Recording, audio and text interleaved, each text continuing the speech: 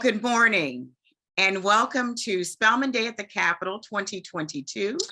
I'm Adrienne Lance Lucas, President of the National Alumni Association of Spelman College for the Atlanta chapter. We are thrilled to have you with us this morning. It has been 10 years since this program has been put in place. We are so thankful to Sheila Louder, who served as the chapter president at that time, along with the vision that Senator Gail Davenport, our Spelman sister, had to host this event on a continual basis so that we can be informed about the legislative issues impacting our state, women, children, and all of the things that pertain to our quality of life in the state of Georgia. This morning, we are happy to have represented our chapters across the state. Albany. Yes. You're on, please raise your hand so people know that you are here. Athens chapter, Keisha Bailey. Constance Wallace is representing the Augusta chapter. Tanita Teagle is representing West Georgia. We have Denise Cooper from the Savannah chapter. Renee Ross is representing the Decatur chapter. And I think that we've covered everyone. Have I missed anyone? Great. So as we go in through the day, feel free to flow in and out as the conversation takes place. If you have work duties to attend to, please feel free to do that and come back on. For our speakers, given that this is a meeting format, I'd ask that you please unmute yourself when it's your turn to speak, and then go back to a muted function as we take over the rest of the program.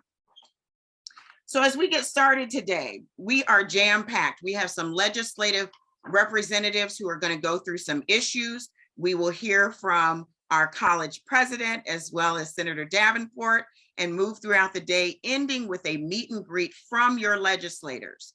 So as that takes place, please feel free to utilize the chat function so that we can address the questions as they come up. And we will make sure that our legislators address your issues as they see fit.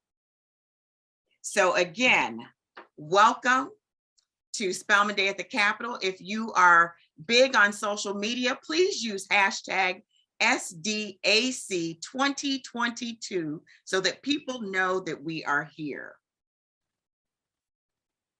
So I'm now going to turn it over to Tanita Teagle, our president of the West Georgia chapter, for an introduction of our college president. Tanita? Good morning, everyone. I am pleased to introduce to you Dr. Mary Smith Campbell, the 10th president of Spelman College. Dr. Campbell has an impeccable history in both the public and private sectors. We don't have enough time to share the enormous impact that she has had over her career, but allow me to share a few highlights. Prior to her time at Spelman, she served as Dean of the New York University's Tisch School of the Arts. In her more than 2 decades as Dean, the Tisch School gained a reputation for producing artistic trailblazers in theater, film, and interactive media. Dr. Smith Campbell was also appointed by former President Barack Obama as Vice Chair of the President's Committee of Arts and Humanities, which was a nonpartisan advisory committee to the President of the United States on Cultural Affairs. Dr. Smith Campbell is a fellow of the American Academy of Arts and Sciences and was elected to the Unity Technologies Board in September 2020. She currently sits on the boards of the J. Paul Getty Trust, the Doris Duke Charitable Foundation, and the High Museum of Art in Atlanta, as well as the advisory boards of the Bonner Foundation and the Association of Governing Boards of the Universities and Colleges. Dr. Campbell is a contributor to several publications and recently received the Medal of Distinction from the American Academy in Rome in the 2021 New York Gala for Advancing Arts and Humanities. She holds numerous honorary degrees, including one from Duke University and from her alma mater, Swarthmore College in Pennsylvania. I could go on and on about her accolades, her wonderful contributions here at Spelman and beyond, but I would allow her to speak for herself. And so please join me in introducing to you Spelman College President, Dr. Mary Smith Campbell. Thank you so much, Tanita. That was such a wonderfully generous introduction. I really appreciate it. And my very special thanks to Senator Gail Davenport. You have been such a champion. You are such a champion of Spelman College. And I've so enjoyed the opportunity to have Spelman at the Capitol every year. And we're persisting, even though it is virtual this year, and you are right here hosting us. So thank you so much, Senator Davenport. And an extra special thank you to the president of the Atlanta chapter of NAASC, Adrienne Lance Lucas. She has been a dynamo and has really forged ahead for Spelman in the Atlanta community and beyond. And thank you to all of the presidents from around the state of Georgia for joining us today. We are so grateful, and grateful for the faculty, staff, and students who are here as well. As Tanita said, I'm Mary Schmidt Campbell, and I've had the great privilege of being in my 7th year as the 10th president of Spelman College. So many of you already know that Spelman College is a private liberal arts college that for 141 years has been about the business of educating Black women to become global leaders. And I will tell you, wherever I go in the country or in the world, I find Spelman alumni who are leading, changing, and transforming the world. What I quickly learned when I arrived at Spelman nearly 7 years ago is that all of that energy, all that impulse to change and transform starts right here on the campus of Spelman, and starts right here with their own community here in Atlanta. So this morning, what I'd like to do is to give you some instances of how our Spelman students, even through this pandemic, even through these difficult years, have continued to provide this extraordinary service to their neighborhood, to their communities, understanding that the education that they're getting is not just for them, but it's in the service of the world. So a few years ago, Spelman developed something called Spell Reads, and that's the first example I want to give you. And Spelman came about because one evening we hosted a dinner for a group of principals in our local neighborhood. And we said to them, how can Spelman be of use to you? You're principals of public schools, of elementary, middle, and high schools. And those principals said to us, we need your students to help our students to read. Now, I was stunned to hear that. And so we went back, and with our Bonner program and with our amazing education department, we have a specialist in family literacy. We put out a call to Spelman students, and 150 students showed up to be trained as literacy experts. And we sent them out into those schools, into the 5th grade, 6th grade, 7th grade, for after-school tutorials. And after several years, the school's reading assessors, their reading specialists, came back to us and said, the changes went anywhere from 9% to 21% improvements in reading. Imagine that. Spelman's not a rich college, but we have this intellectual and educational capital in our students, and they went out and invested it in the Atlanta public schools and made a change. The second example I want to share with you is something very similar, but in math. Now, any of you who are in technology know that in order for you to qualify for the most developed and advanced jobs in technology, you have to have real proficiency in math. And you have to start that proficiency very early on, actually in about middle school. And what we have developed is something called Math Corps. That's where our faculty train a core of outstanding Spelman math students who then teach high school students to teach middle school students math in an immersive program here on Spelman's campus during the summer. Now, we have just started that. We started this in this spring with some Saturday classes, and we will start the summer classes this summer. So once again, we're using the expertise, the energy, the commitment, the love that our students have for their communities to go out and invest in those communities to build them. Now, the third example I want to give is an example that we have developed in environmental justice. I don't have to tell any of you that many of our communities are very often the victims of all kinds of environmental injustices. In this case, we have a very lively environmental studies program. We have faculty doing research, we have students engaged with them, and we have a connection to our community. And as a result of this, we determined that we have terrible stormwater management in our neighborhoods. What that means is that when there's a heavy rain, as there often is in Atlanta, because the Atlanta University Center is up on a hill, all the stormwater goes off into Proctor Creek watershed and takes with it debris and all kinds of contaminants and is a danger to our water supply in this area. This group got together and they decided that, you know what, if we build cisterns at Spelman, Spelman cisterns can collect that water. And not only do we halt the stormwater damage, but we also provide Spelman with some non-potable water for reuse.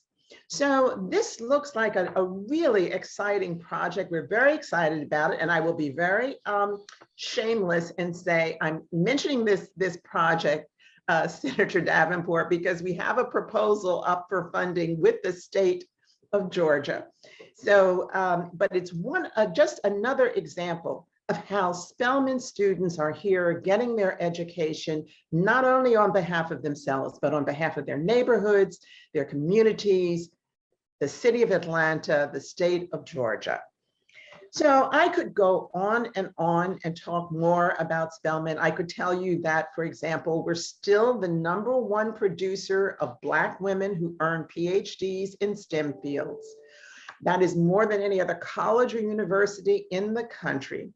We still are the college that has a graduation rate for Black students that is 30 percentage points higher than the national average. And that even includes being higher than Georgia State, which has a very impressive graduation rate. And we still have students who graduate from here and who are Fulbright scholars, Truman scholars, Marshall, Schwartzman, every one of the prestigious scholarships that you can name. This is a wonderful school and a wonderful place. And as I come to the end of my tenure, I can't tell you how proud I have been to contribute just a little bit to Spelman's success and to be part of a community that is so vibrant and so necessary. So once again, thank you. I look forward to the day and I'm excited to see so many of our Spelmanites participating. Thank you. Thank you so much, Dr. Campbell. We are definitely going to miss you and we appreciate all the hard work for Spelman. And I'm so thankful that you mentioned what we are actually doing in putting something on the floor for funding at the state capitol. So thank you so much for all of that. We're now going to move on to Kayla Thigpen. Kayla is one of our co-chairs this year for Spelman Day at the Capitol, and she is going to introduce Senator Davenport. Kayla? Hi, is everyone able to hear me okay? Yes.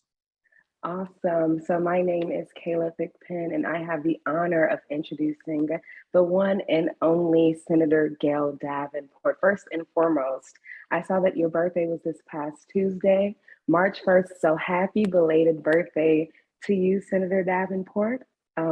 Born and raised right here in the state of Georgia, Senator Davenport graduated from W.A. Fountain High School. She then went on to attend the institution we all know and love, the illustrious Spelman College.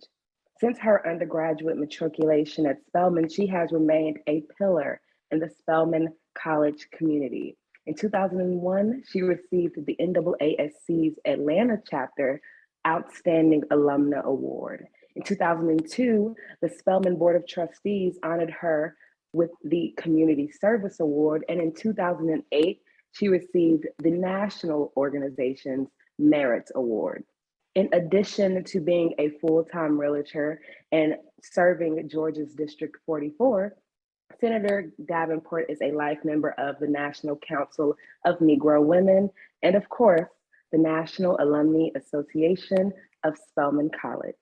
She is also a member of the NAACP, Rainbow Push Coalition, Southern Christian Leadership Conference, Atlanta Business League, and American Business Women's Association.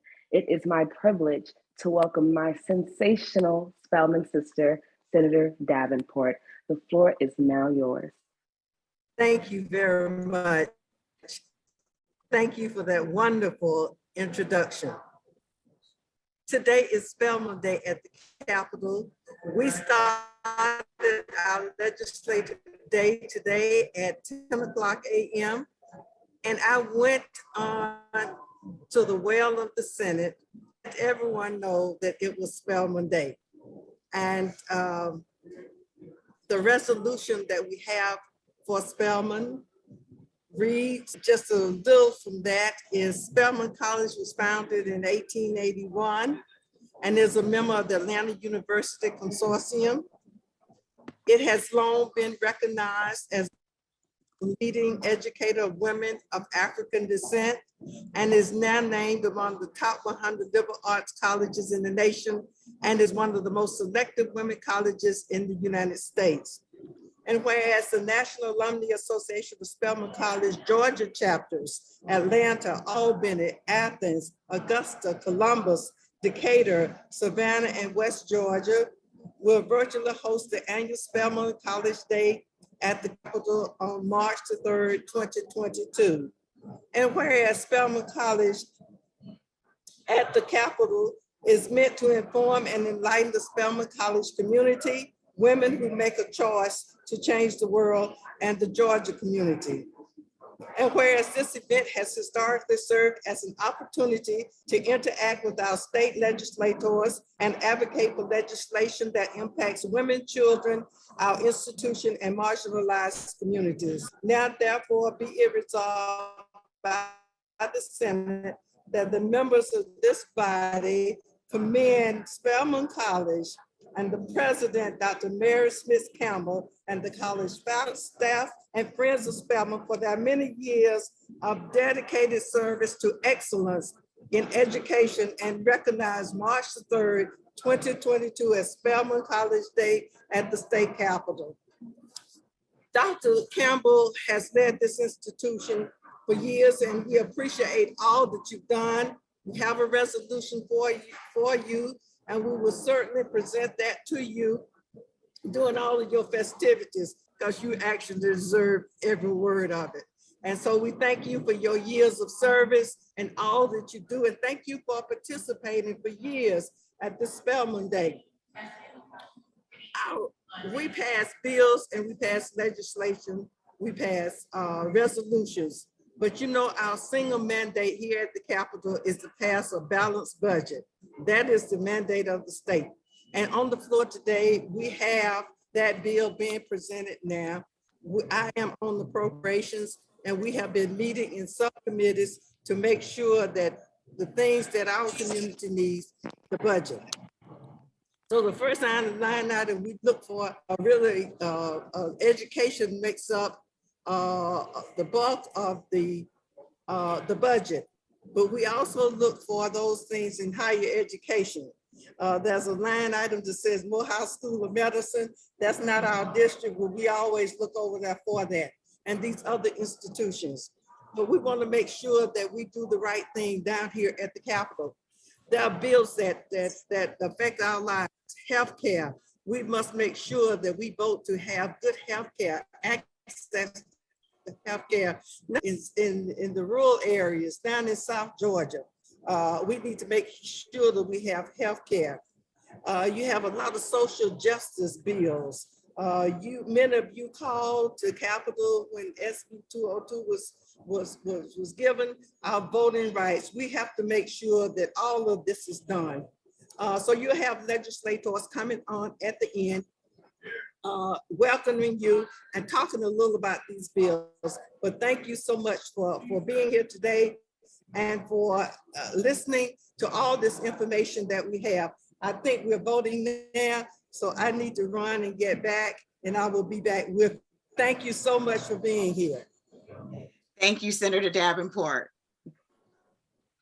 We're now going to turn to Renee Ross, who is going to give us an introduction of our first legislative presenter, Andrea Young with the ACLU. Renee?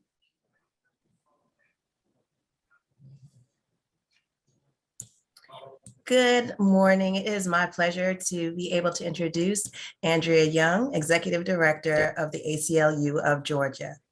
Andrea Young is the Executive Director of the 22,000 member American Civil Liberties Union of Georgia. She is a lifelong advocate for civil and human rights. The ACLU of Georgia is a trusted, ethical, nonpartisan defender of our civil liberties, opposing threats to civil liberties, combating voter suppression, supporting criminal justice reform, protecting freedom of speech, immigrant rights, and women's rights, especially reproductive rights. Under her leadership, the ACLU of Georgia has reimagined its work on a framework integrating legal action, policy, advocacy, civic engagement, and communications. Prior to taking the helm of the statewide affiliate of the ACLU in January 2017, Young was an adjunct professor at the Andrew Young School of Policy Studies at Georgia State University. For many years, she served as executive director at the Andrew J. Young Foundation, producing a nationally syndicated series of documentary films and other programs on themes of civil and human rights. Young has devoted her career to promoting policies to defend and extend civil and human rights. In the arena of national legislation, Young served as legislative assistant to Senator Edward Kennedy, contributing to significant civil rights and international policy, including the Martin Luther King Holiday Act and South Africa sanctions legislation. She later worked with the United Church of Christ in global mission and advocacy, returning to the Capitol to serve as chief of staff for the first woman to represent Georgia in Congress, Cynthia McKinney. She served as Vice President for External Affairs for Planned Parenthood of Metropolitan Washington, defending a woman's right to reproductive health care. As Vice President of the National Black Child Development Institute, Young led a school readiness initiative that increased local investments in early care and education and led to a commitment to universal pre-kindergarten in Washington, D.C. Young is the author of Life Lessons My Mother Taught Me, co-author of Andrew Young and the Making of Modern Atlanta, and collaborated with former Atlanta Mayor Andrew Young in writing, editing, and researching An Easy Burden, Civil Rights and the Transformation of America. She has been recognized nationally for her work as an advocate for civil and human rights. Young has received awards for her work from Georgia State, Emory University, several NAACP chapters, the YWCA of a Metropolitan Atlanta, and many others. She has been recognized as Georgia Trend's 100 Most Influential Georgians and Atlanta Magazine's 500 Most Powerful Atlantans. She is a board member of the National Center for Civil and Human Rights and the Dean Council of Georgia State's Andrew Young School of Policy Studies. Young is a graduate of Swarthmore College and received her law degree from Georgetown University School of Law. She is a member of the State Bar of Georgia, and she is married to attorney and art consultant Jerry Thomas. She has one daughter and one granddaughter. It is my pleasure to welcome Andrea Young. Great. Thank you so much for that kind introduction. Can you all hear me okay? I just finished doing career day at the Jean Charles Young Middle School. Okay, thank you. And so I'm here in the media Hi, center. Gail.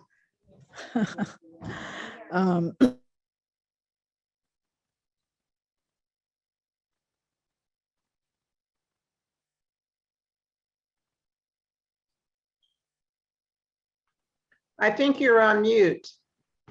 Give just a moment. Let's go back Okay. to, Okay. yes, Ms. Young, can you go back? Yes. You Okay. muted. Can you hear me now? We Am- can. Is this okay? Okay, great. Thank you. Yeah, I was just saying I'm here at the Jean Charles Young Middle School I did, doing And a it's- career day. And I'm here in the media center, but as someone who grew up in Atlanta, I certainly have always appreciated Spelman's engagement in the community, and I certainly spent a lot of time on Spelman's campus, experiencing the cultural offerings that the school has. So I commend all of you for your continued engagement, and of course, Dr. Mary Schmidt Campbell, who's done so much for our community. So, of course, voting rights is the secret sauce to all other rights.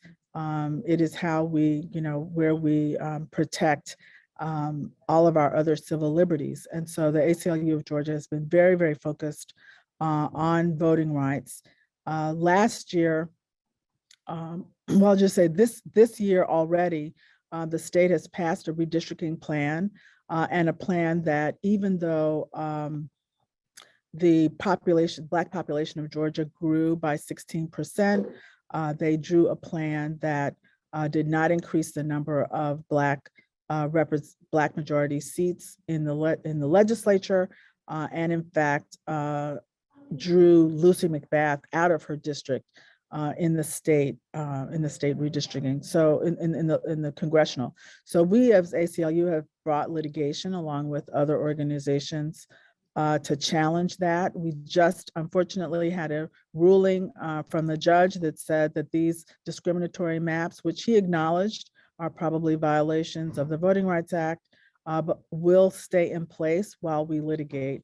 And so we're going to go through this series of state legislative and congressional elections using maps that we believe and the judge concedes are probably violations of the Voting Rights Act. Yes, thank you. This is our PowerPoint.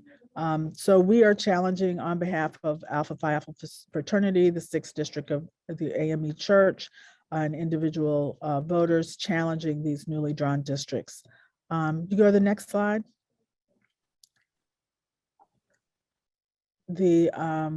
Of course, how we, and we'll go on to the next one because I had sort of gone beyond that. So with the current decision, the ACLU will continue to litigate, but as civic leaders, you will have to now support voting activity and educate voters to try to overcome districts that have been drawn to undermine the legitimate Black influence in the state. So there we could have had a half dozen new Black majority districts in the state, and the legislature refused to do that. So we're going to continue this challenge, but now as civic leaders, we have to, as Black women, we're accustomed to working twice as hard, and so we're going to have to do that again. Go to the next slide. So other redistricting bills that have come out of the legislature, the county commission and school board for Cobb County, again, has been drawn in a way that undermines Black voting power. The ACLU will probably be working to challenge that Cobb County redistricting. There are other current voting rights bills pending about the chain of custody bill, which seems fair, but in fact would put incredible burdens on our election boards and open a door for challenges to legitimate votes. This has been passed out of subcommittee. On to the next slide. So as you know, last year, after 5 million people voted successfully, the legislature passed the restrictive SB 202. The ACLU is currently in court challenging that bill. We are representing the AME Church, the Georgia Muslim Voter Project, Women's Watch Africa, Latino Community Fund, Delta Sigma Theta sorority. So for those of you all who are Deltas, I always thank your leadership for being willing to stand up and fight for our voting rights. And we are currently in litigation on that But unfortunately, again, this is current law, and we will have to have this election under these rules, which ban mobile voting, which make more stringent voter ID requirements for requesting an absentee ballot, that compress the time for requesting absentee ballots, that mean that the drop boxes that were so fabulous in the last election, where you could just, after work, stop by a library and deposit your ballot. Now these drop boxes will be inside early voting sites, which almost makes them unusable, but they do still exist, but you'll have to go to an early voting site to use it. Drastic reductions in the early voting in a runoff election, and then the ban on line warming. So for those of you who provided water and snacks in the last election, you'll now have to be careful to stay outside the no electioneering banner with your food and water and other kinds of supports. I know that, we see our senior citizens waiting in line. We want to take them water. We want to take them a chair. But unfortunately, the current law now makes that something that should not be done. And it is racially discriminatory because we know that Black voters wait longer in line in the 2020 election. So we're challenging this law under Section 2 of the Voting Rights Act, and we'll continue to prosecute that. What are the ways that you can help as part of this fight? I'm sure for all of you, anything you did in 2020, do it again in 2022. We know that every single thing that we did made a difference. And as a result, we got 2 wonderful senators who are fighting so hard. I think you'll be hearing from one of them. These senators, they're fighting for voting rights. They're fighting for reproductive freedom. They are fighting for LGBT rights. They're fighting for racial justice. They are so on point in terms of all the issues that the ACLU is fighting for. And I cannot tell you how fortunate we are to have the kind of leadership in Washington that we have from those 2 senators. And of course, without their votes, we wouldn't be able to we would probably have no chance of confirming Judge Jackson, for example. So these 2 senators, I can't say enough about how important and how hardworking they are on all the issues that we care about. How can you help us? Become a donor, become a poll worker. We are recruiting poll workers all across the state of Georgia. We have poll worker training, and this is something that really helps to keep the lines down when we have poll workers who want people to vote and who know how to use technology and who are civic minded. It makes a tremendous difference. We also have a newsletter. When at Crossover Day, which is March 15th, we'll send out a bulletin about what bills, especially, we want people to call their legislators on and and voice their opinions. And so if you sign up for our newsletter at acluga.org, you can be on that list. We're always recruiting for volunteers. We have, again, in counties across the state of Georgia, volunteers who go to the election board meetings, monitor what's going on, keep polls from being closed in their communities, and so forth. So this is very, very important work that we rely on volunteers all across the state. So with that, I just want to say again, become a member, become a poll worker, sign up to volunteer.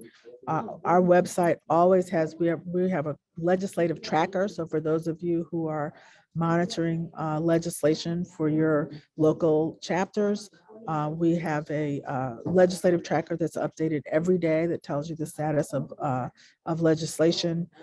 Again, we will be sending out alerts as to what and talking points on elections for folks.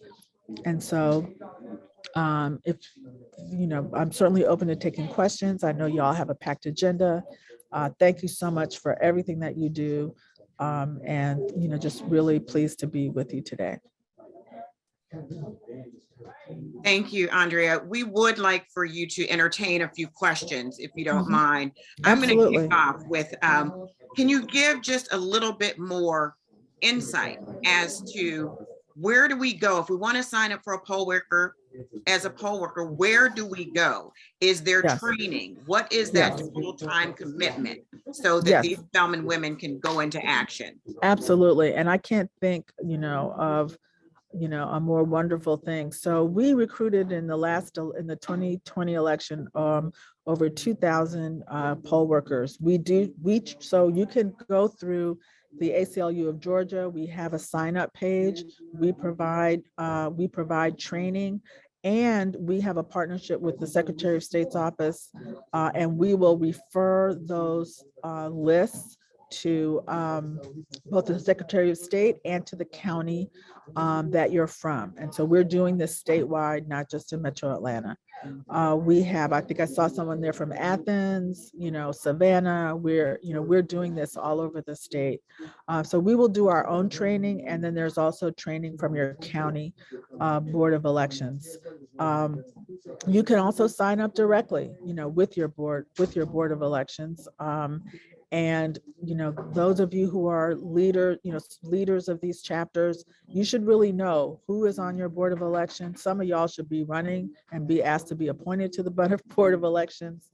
You should know who those people are, who is your election administrator, and you can work directly with them to not only place poll workers, but also make, some of you all who have churches or schools or libraries that you want to make that available to your community to be a polling place, you can also volunteer for that. So, we really encourage you all as community leaders.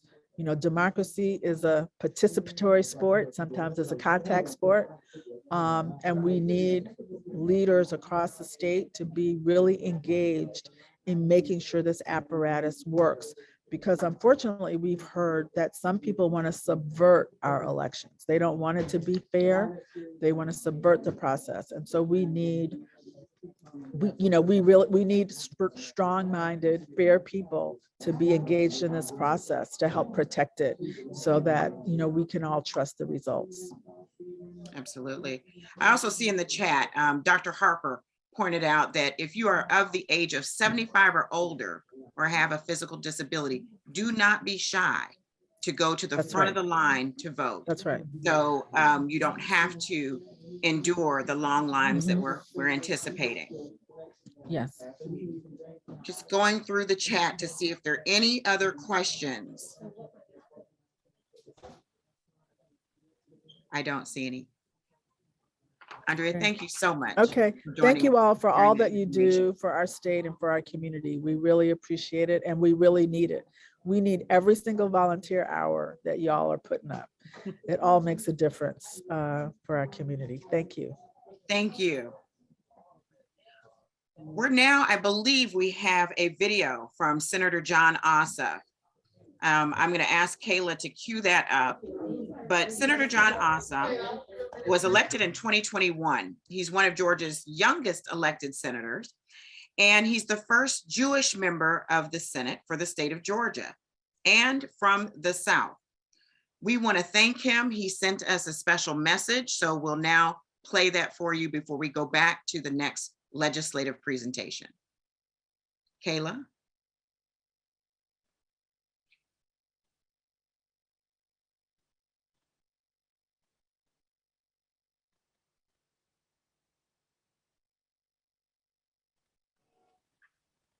One second, President Adrian.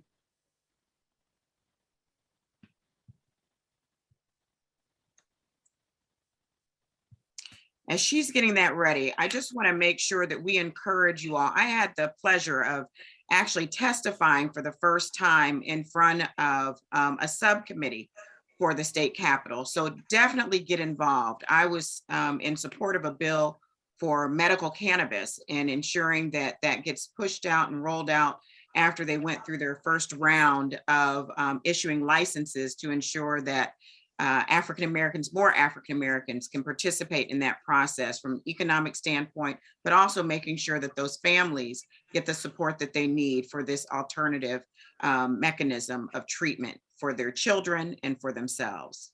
So Kayla, it seems like we're ready. I believe so. Let me know if you can hear it.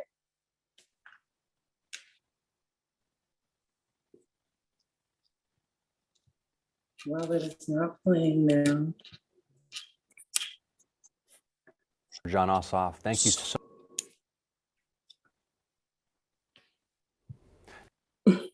Hello, Spelman College. This is Senator John Ossoff. Thank you so much for the opportunity to join you for Spelman Day at the Capitol. I first want to send my love and support to all the current students, faculty, staff, and alumni. In the face of terrorist threats, Spelman stands strong in defiance of hate, and I stand alongside you. I will work to ensure the U.S. Department of Justice is fully engaged in the investigation of these threats, and I will continue to support Georgia's HBCU community every day and in every way I can. Last year, thanks to the power of Georgia voters, Senator Warnock and I secured over $250 million exclusively for Georgia's HBCUs.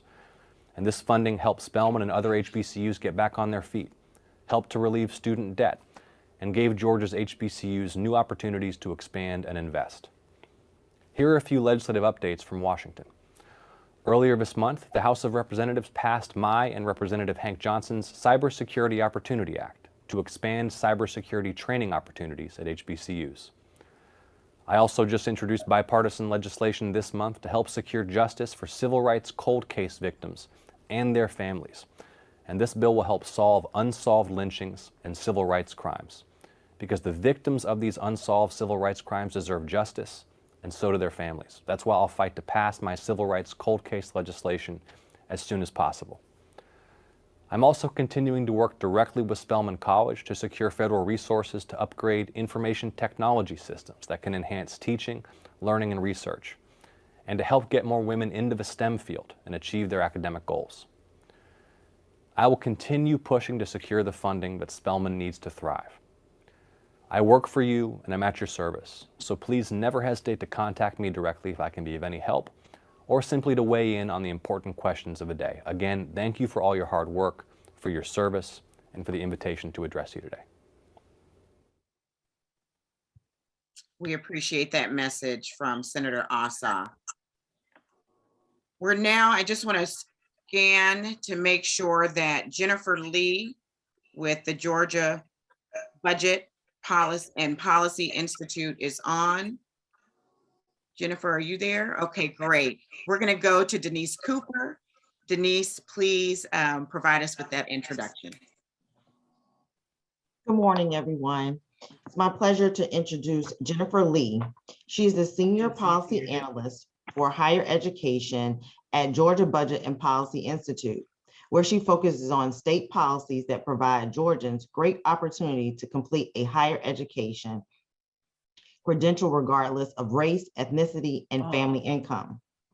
Prior to joining GPB, Georgia Budget and Policy Institute in 2017, she was a research associate and director of the Texas Kids Count Project at the Center of Public Policy Priorities in Austin, Texas.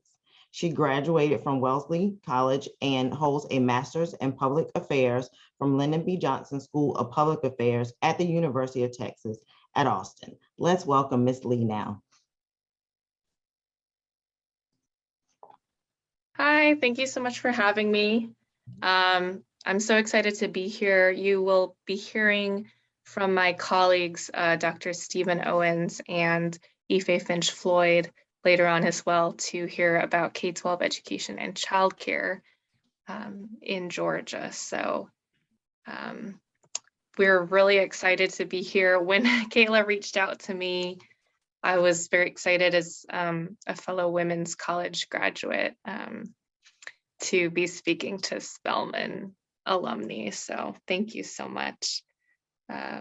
So I'm just going to take about 10 minutes today to give a very high-level overview of some college affordability issues in Georgia, as well as some student debt issues that we see nationwide, and then also talk a little bit about what has been going on at the state capitol this session in higher ed, which has been unexpectedly positive. So I know there's a lot of negative things going on in Atlanta this year. So hopefully this will be a little bit of progress and optimism that I can bring. So for those of you who aren't familiar with the Georgia Budget and Policy Institute, we are a state policy nonprofit, and we really work to advance policy solutions that we hope will help everyone in Georgia thrive. And we really envision a state that's very inclusive and have a very strong racial and ethnic equity focused lens on all of the work that we do. So that's sort of our frame of how we approach our policy research and analysis, and also our advocacy. So just to give you a little bit of overview again on the college affordability landscape, something very near and dear to my heart, and I'm sure to all of you as well. In Georgia, one of the, I think, more unique aspects of our college student population is that both students in the public and private college sectors have a lot more similarity than perhaps in other states. So both public and private college students in Georgia are very diverse by race and ethnicity, majority women, and also primarily working class students. We use Pell eligibility as sort of a proxy for lower middle income status in higher ed, and about 40% of our public college and university students qualify for Pell. I believe at Spelman it's similar amount, and in private colleges across the state also a similar amount. 42% of college students in Georgia do not receive any financial support from parents or guardians to help pay for tuition costs or living expenses, and are really supporting themselves through college, working and supporting their living expenses and tuition costs on their own. And what all that really means, sometimes it's helpful to just have a dollar figure. In the 26 institutions that make up our university system in Georgia, 17 of them, the median family income is below $45,000. So really just like working class students who are very ambitious and trying to make their way through college. Now, in college, when you look at sort of the demographic change over the past 15, 20 years, we really see that students of color and students from low and middle income families have driven enrollment growth. Without increased enrollment from students from these groups, we would likely have decreased college enrollment in Georgia. And women, of course, have just really knocked it out of the park in terms of enrollment, and make up the majority of enrollments in public and private colleges in Georgia and all across the state. So that's just a little background I like to give on sort of like who is in college in Georgia today. And what I see as a policy analyst is that when I'm looking at our state's financial aid system, our state financial aid system has not really kept up with the demographic changes and the needs of students in Georgia today. So there are quite a lot of inequities that we see within our state financial aid system. Students at Spelman and private colleges do rely more heavily on institutional aid from their particular institutions and on the federal loan system, but they do receive some state financial aid as well through Hope scholarships, tuition equalization grants. There's a small loan program called student access loans that many students from private colleges can access as well. But in our overall state financial aid structure in Georgia is quite inequitable because it is so heavy. Most of the money, it really goes through our Hope scholarships program, which you might be familiar with.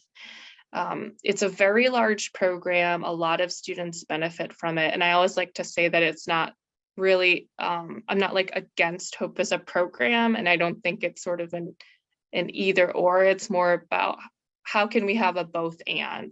How can we have a robust scholarship program like Hope and also have financial aid that really pays attention to families' financial need? And that's something that is really a big missing piece here in Georgia. Georgia is one of 2 states in the country that does not have a state-funded, robust, need-based financial aid program.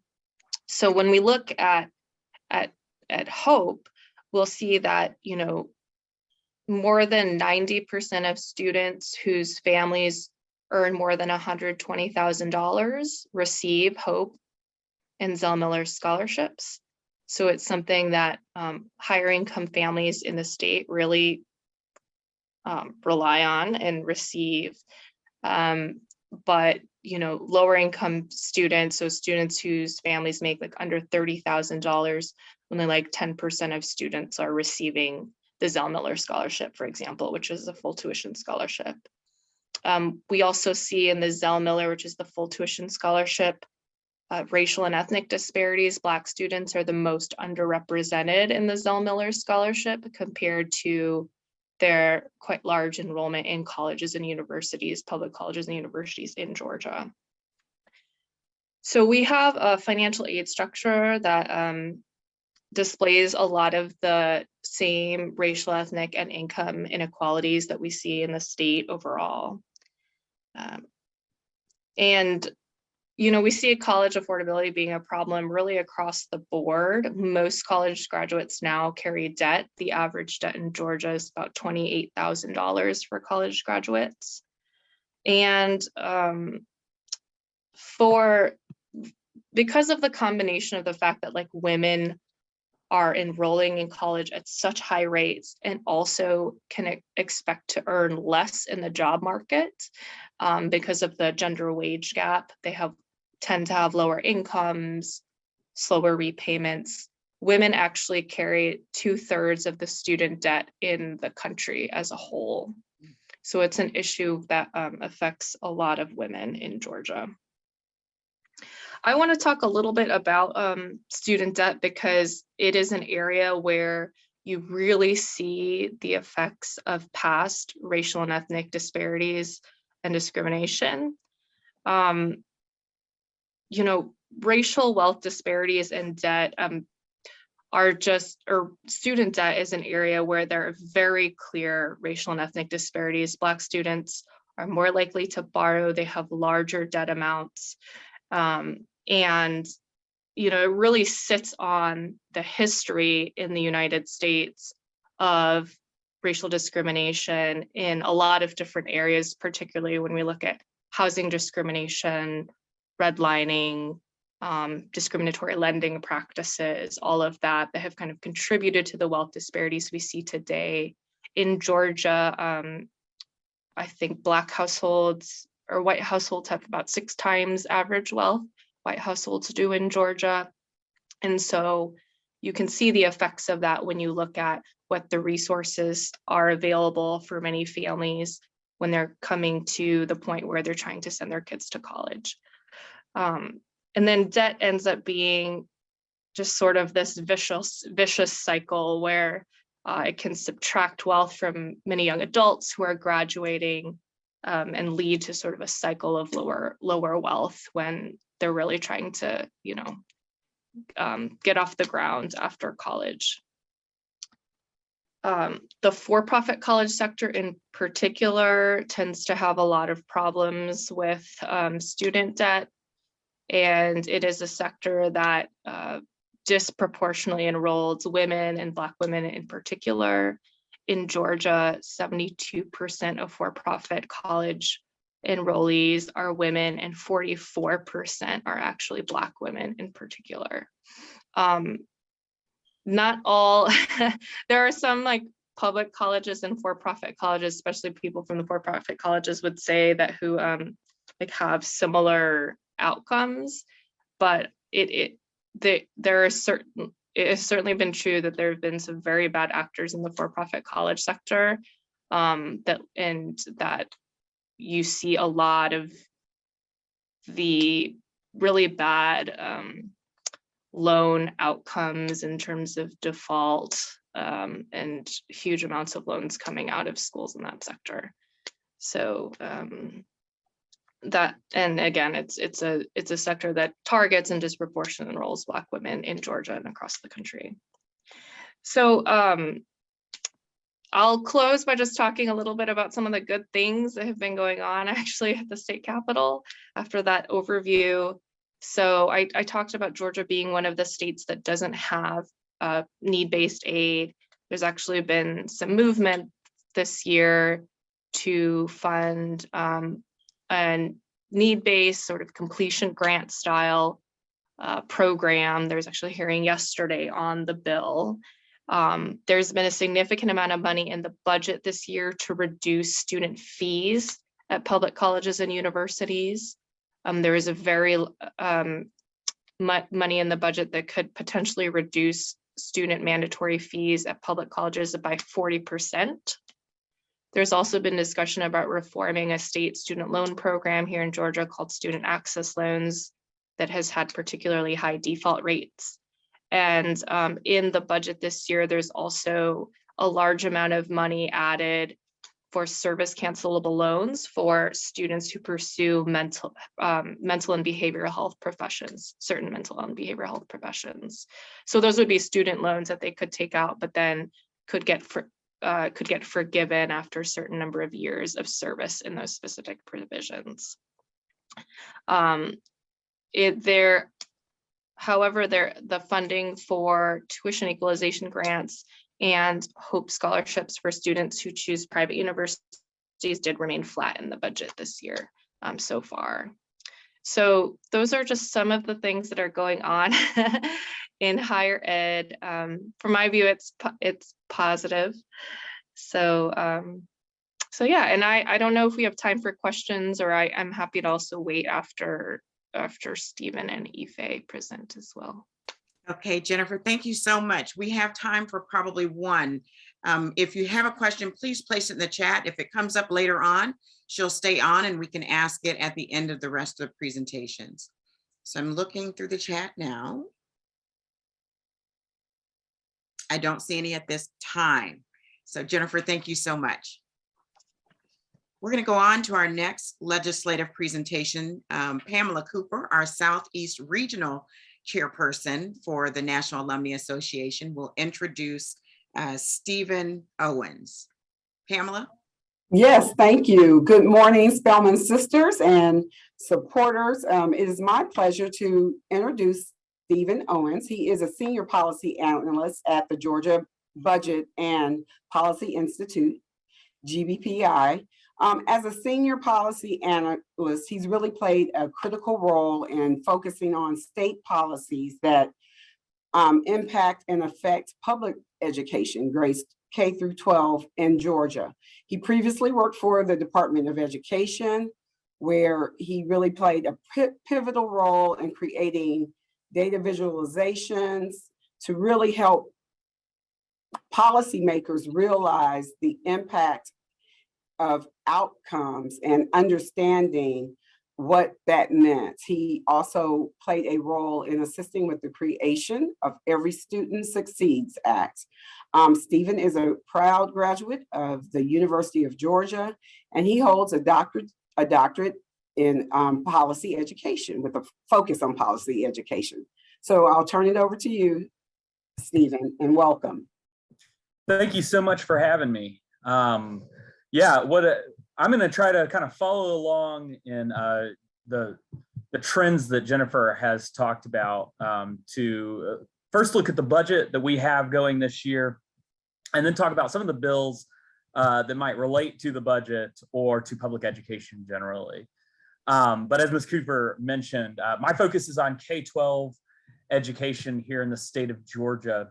And the budget for this year looks to undo a lot of the harm that's been caused in the past couple of years around budget cuts. For those of y'all who don't know, the state regularly balances budget by cutting funds to public schools in the state of Georgia.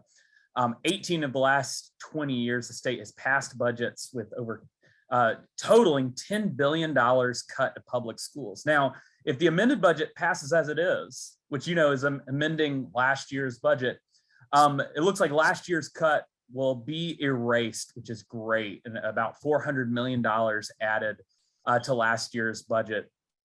And the same would be true for the upcoming budget if it passes kind of its current form. Is $383 million were added so that we don't have this dedicated budget cut inside the amount of money that goes to K-12 schools. And that's not the only amount that's going towards schools in the budget. It looks like about $287 million currently sits to add $2,000 pay raises for certified teachers across the state. Now that pay raise would actually start September 1st instead of July 1st. The reason that's important is because the fiscal year starts July 1st. So this raise, the first year, if it passes as is, would actually be more like $1,667 instead of a $2,000 pay raise. There's some other things we can find inside the budget for the first time, at least since I've been following funds for public schools in Georgia. It looks like not only have property rates or property taxation increased, so the amount of local funds to our public schools has increased kind of across the board in the state, but it's increased a little bit more equitably. In the past, when we've seen property collections increase, it hasn't been the same for our low wealth communities as our high wealth communities. Think Metro Atlanta with high housing prices versus rural Georgia, where you're gonna have less property values per student. This is the first time I've seen where we've actually had more growth in those lower wealth communities than in the higher wealth communities per student, which means that we're seeing just a little bit of a leveling off, which is welcome news for the current year. Even as we have these good signs for public education funding in Georgia, I'm really careful about the phrase full funding. Not to take anything away from the lawmakers that are putting this additional funds into public education, but we have a formula that was written in the early 1980s in response to a lawsuit that was implemented in the late 1980s that relies on assumptions from before I was born. This formula was written before the first website was created. You consider how much schools rely on things like broadband access, how we're passing bills that require higher filtering for what kids can access inside the school on their personal devices. These are things that schools have to pay for regularly. So we're always going to look at what are the things that schools have to pay for, and are they being met adequately by the state? Because that's a threshold, is an adequate public education for every single child in the state. And one of the areas that we continue to look at is student transportation. This is the amount of money that goes to school buses, school bus drivers. It has gone practically unchanged since Bill Clinton was in office. It stays around $136 million a year.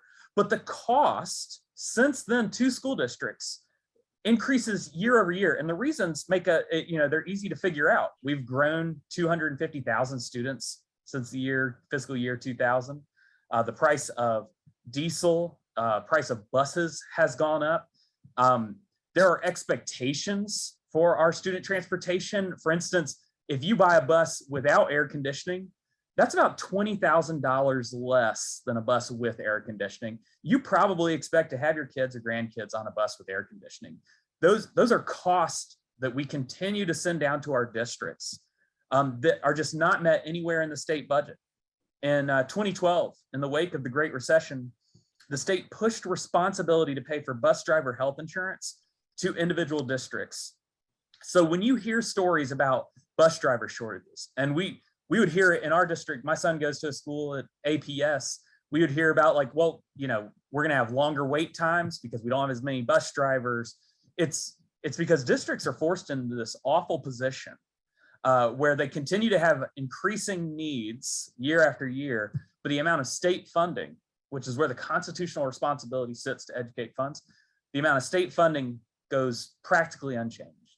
The past couple of years, the governor and the legislature have made additions in the amended budget, which is kind of like these one-time funds that have added to replace a few school buses, and that has been great I'm never going to say no to $138 million to replace a bunch of school buses. But we need to actually make structural changes into the way that we fund things like student transportation so that we can't force our districts into situations where they continue to have more needs than the resources with which to meet those needs. Another area that we've been talking about at GBPI for a while is the fact that Georgia is now one of only 6 states in the union that does not have specific funding to educate students living in poverty. So the way that we fund schools in Georgia, as you look at what are the needs of the child, you have a student with disabilities, you have a child who's in gifted program or who's an English language learner, so they're in English for the speakers of other languages program. And based on those needs, you have funding for, let's say, smaller class sizes or accommodations for a child, specifically a child with disabilities. We do not have any specific funding similar like that for students living in poverty. Again, one of only 6 states that does not have this, where we've allowed the entire nation to kind of catch up and pass us in this one area. This is a specific area of emphasis for GBPI, because you can see, similar to the point that Jennifer was making, after generations and generations of white supremacist policies, the state has kept children of color away from the state's resources and the state's wealth. And so when you see differences in household wealth, that is directly related oftentimes to race because of these racist policies that some are allowed to endure, some that have never been addressed and ameliorated. And so we need to have additional funding for our schools to educate students living in poverty, not just because of what poverty looks like today, but because of what poverty really means as a result of racism and racist policies working perfectly to unashamedly support children of color who've lived downwind of these policies. And so that's why we continue to champion bills like House Bill 10, which would provide about $350 million. This money would go to every single school district in the state based on how many kids you have living in poverty who are directly certified for free lunch. Think homeless, foster, migrant, unaccompanied, or parents who receive SNAP or TANF. So that continues to be kind of the hole in the middle of the way that we fund schools. And when people say, okay, what's next for education funding besides just budget cuts? What's next? That's what I'm always going to bring up. As I'm sure that y'all are aware, there are a bunch of bills in and around education that don't necessarily deal with funding, but still worry us at GBPI because we strive to be an anti-racist organization. And 4 that I want to talk about very briefly all deal with the same thing, and it's these divisive curriculum bills.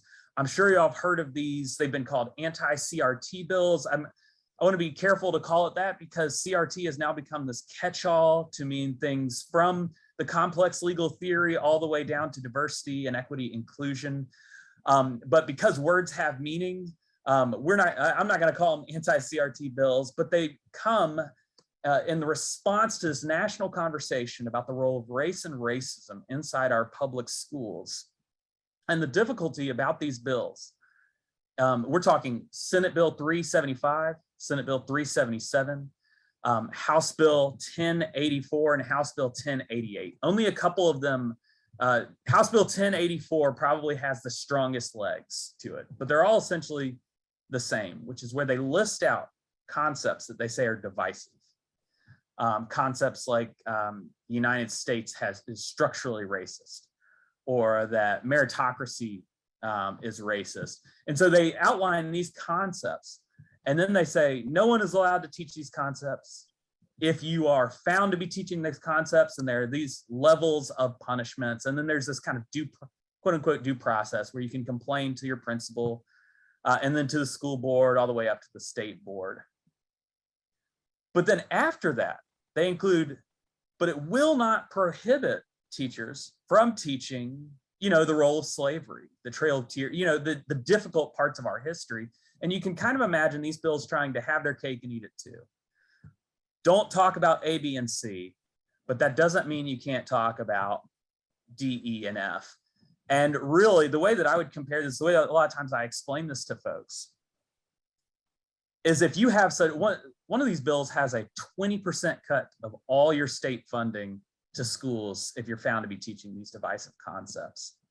If you tell me that my school can lose 20% of its state funding by teaching one of these things, not only am I not going to teach that thing, but I'm going to self-censor the difficult conversations, even if the bill says you can have those conversations.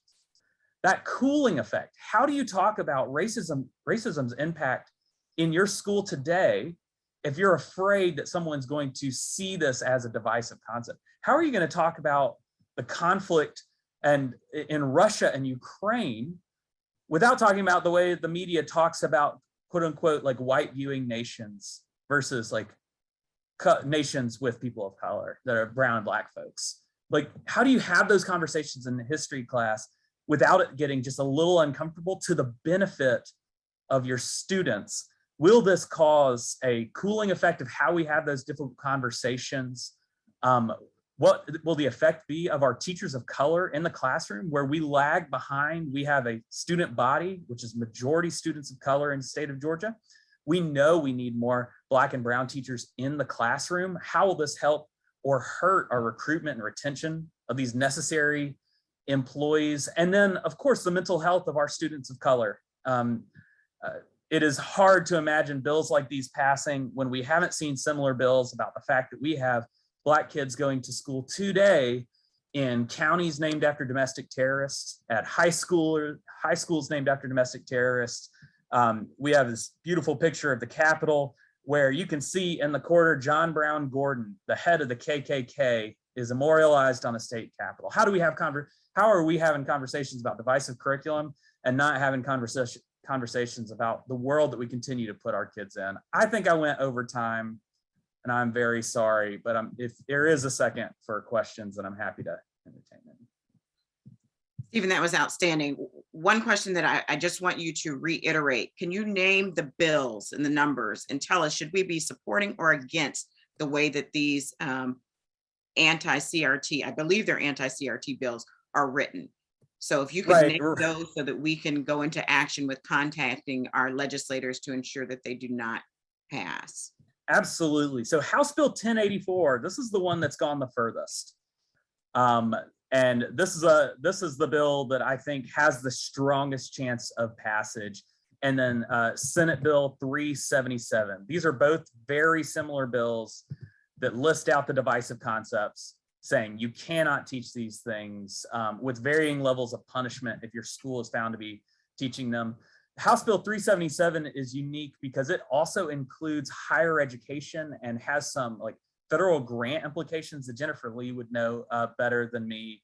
But these are two bills that it is hard to find a tweak that would make them acceptable in my eyes. Similar to some people giving testimony, you can list out all the ways that it won't hurt schools if you want in the bill, but if the end result is just going to make it harder to have difficult conversations about race, then they don't need to exist and they need to be opposed. Great. There's another question in the chat for you. How has school district funding in urban and rural areas been made more equal through property tax increases? Right. So the fact that we tie significant amounts of education funding to property taxes, that's a uniquely American thing, right? That is not something that we see in any other country in the world.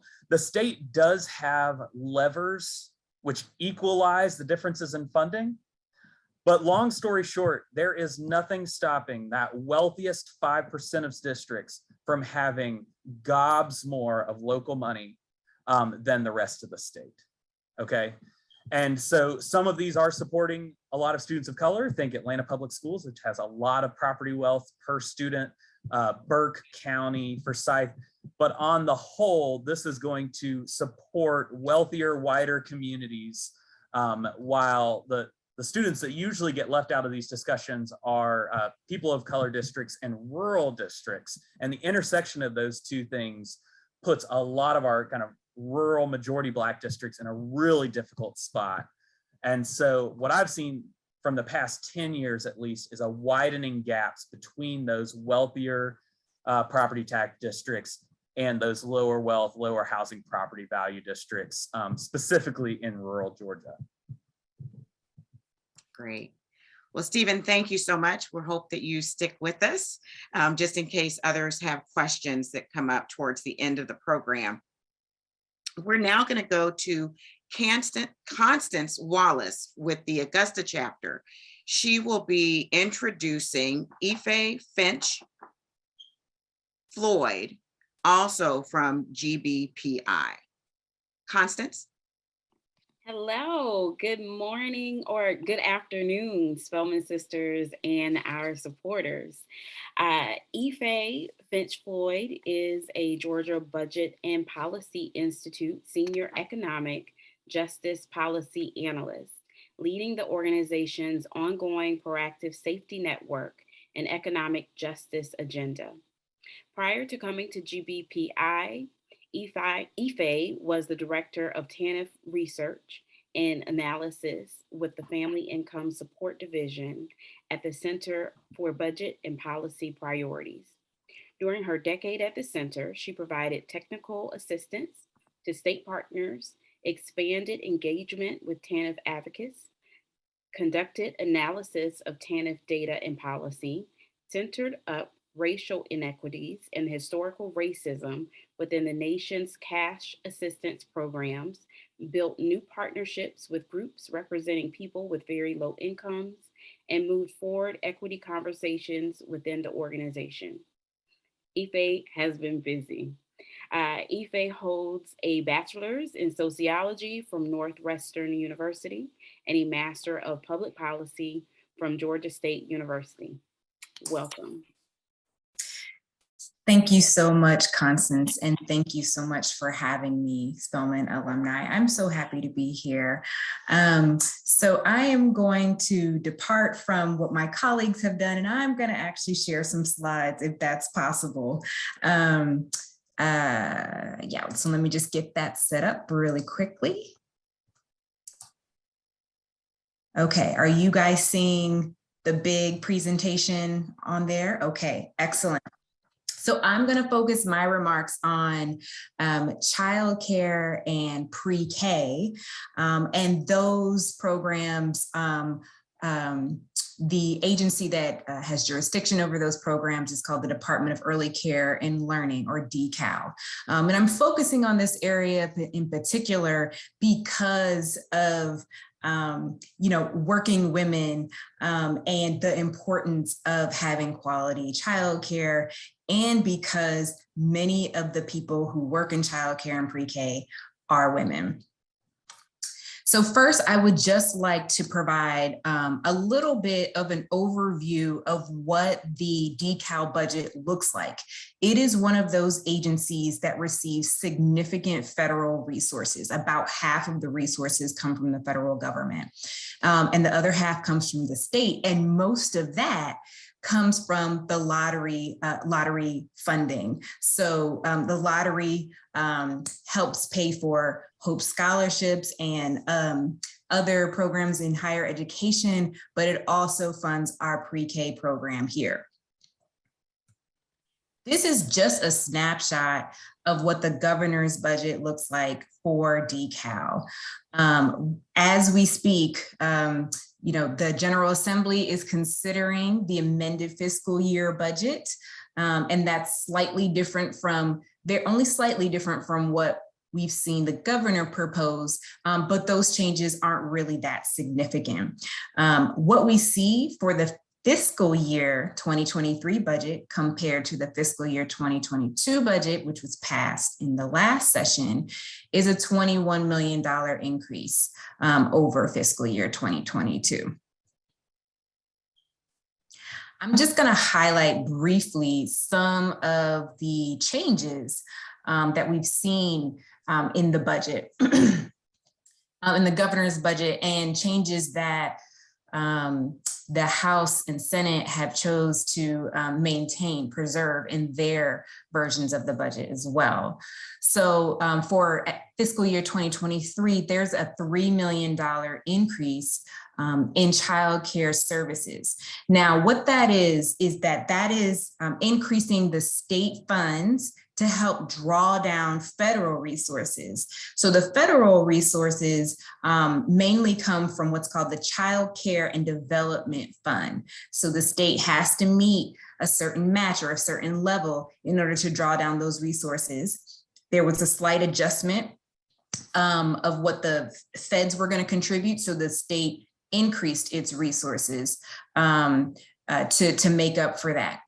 There's also the $2,000 pay increase for pre-K teachers. I believe Stephen referenced the pay increase for K through 12. It also applies for pre-K teachers, some of which teach in public schools and some of which teach in private childcare centers. This also goes to us pre-K assistance teachers who have been left out of previous pay increases.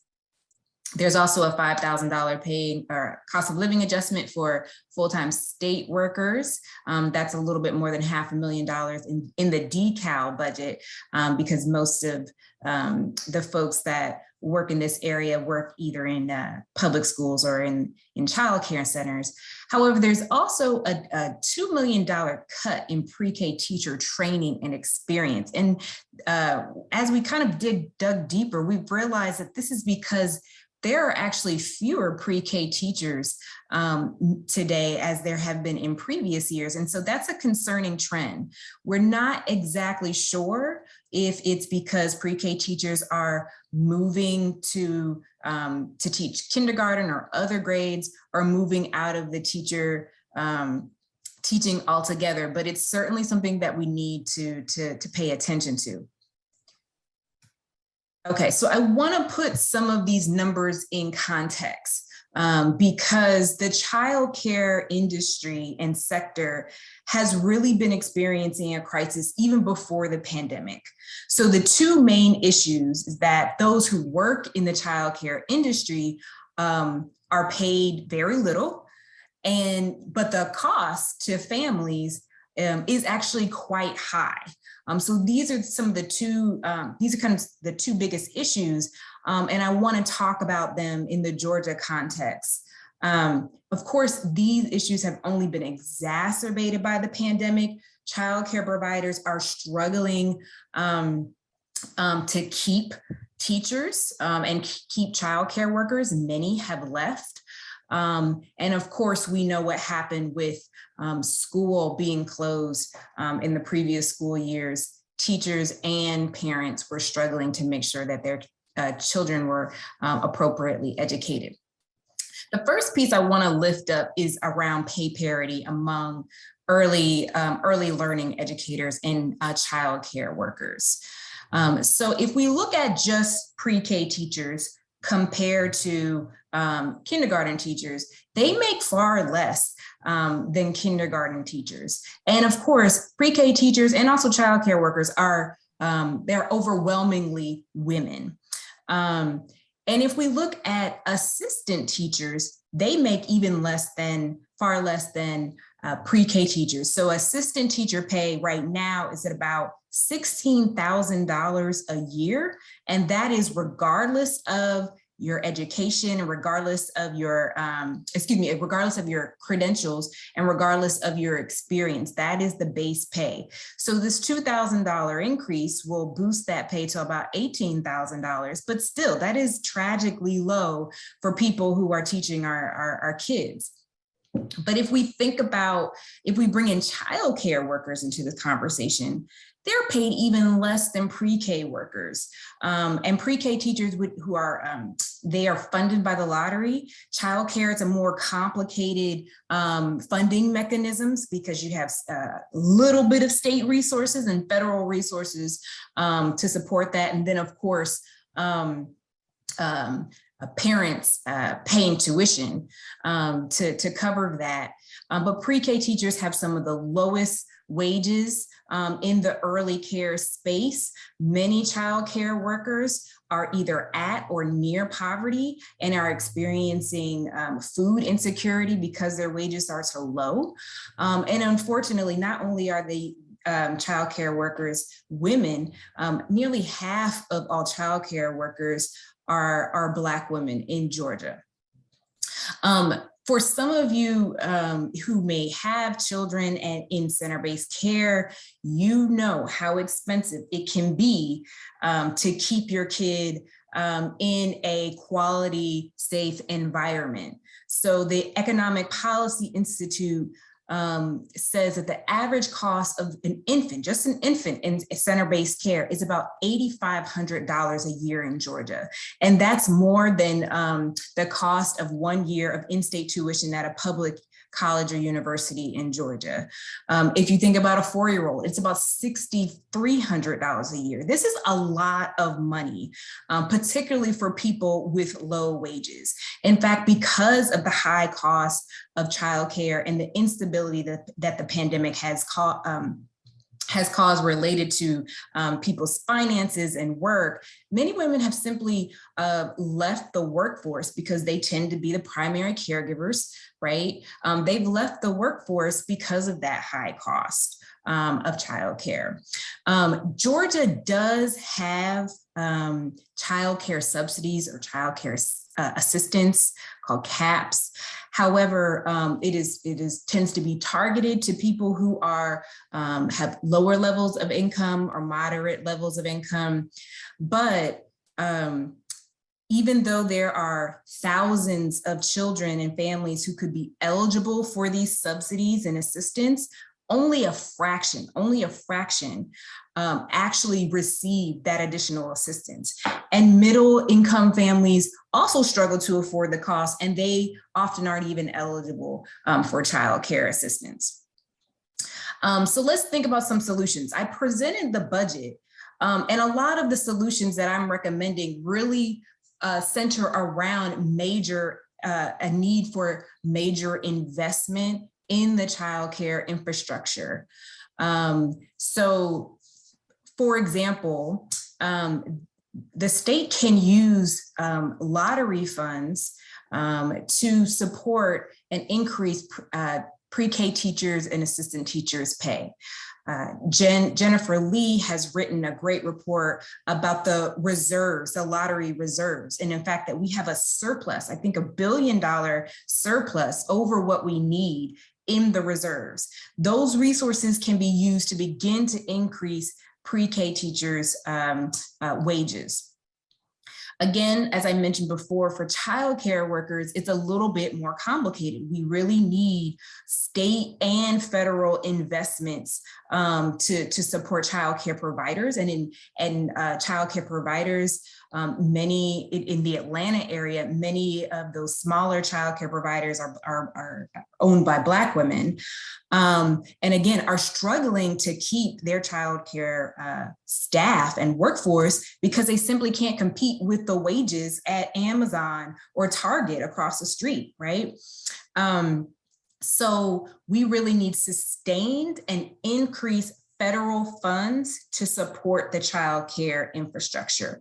That means funds to support child care providers so that they can invest in their businesses, increase wages, and also improve quality for kids. That also means finding different mechanisms to provide assistance to help lower the cost for families. Many of you might be familiar with the human services package at the federal level that was being debated last year. We are not exactly sure what's going to happen with that, but still, childcare continues to be in crisis, and many people are still struggling to pay and afford childcare. So again, we need to think about a prolonged, sustained investment in the childcare industry. And that really does mean the state. The state only spends the bare minimum for childcare. It can and must do more to make sure that we're bringing down the cost of childcare and investing in childcare providers. So I wanted to talk a little bit about some ways to take action, and this can certainly be applied to the higher education policies and the K through 12 policies as well. And these actions are really about, they're not necessarily, they can target specific legislation, but it is also about just raising awareness and letting the policymakers know that this is an important issue of constituents and how we really need to take action to improve these policies. So first, you can write and call your lawmakers, do a letter to the editor, share your story, and post on social media. So let's dig into that. First, identify who your lawmakers are. There are these websites here that I've identified where you can find your lawmakers. Openstates.org is a great example. You can not only find your state lawmaker, but also those who represent you at the federal level. You can draft a letter to the editor. It does not have to be long, 200 to 300 words. You can email it or send it in the mail. Share your story. Sharing your story not only with policymakers, but also with other advocates, so we can amplify the message, right? Sharing your story is still the most effective and powerful way to change the narrative and to gather support for a particular issue. We have a link for people to share their stories around their childcare experiences, but you can also talk about your public schools. You can talk about being a college student and how we need a need-based scholarship and what that would have done for you when you were in college. You can also engage on social media. Yesterday, GBPI hosted an economic justice day for women day of action with some of our partners. Here are some of the steps that we took. First, we identified a day that we wanted to have the day of action. The beginning of March seemed like the opportune moment because this is the beginning of Women's History Month, and we organized partners and community members to be engaged. We collected stories and we made sure that everyone kind of knew what to do and when. We did that by creating a social media toolkit where we drafted tweets, we created graphics and special hashtags. So we all had a unified message in order to elevate these issues on social media. So I will pause there and I'm happy to take any questions. That's great. Are there any questions?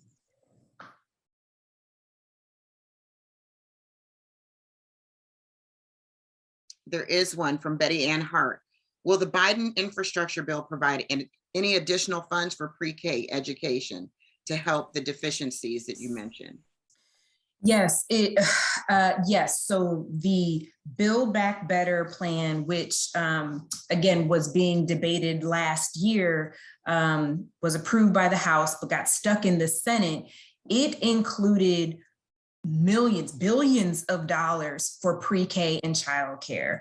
What it would have done was expand pre-K to universal pre-K across the country.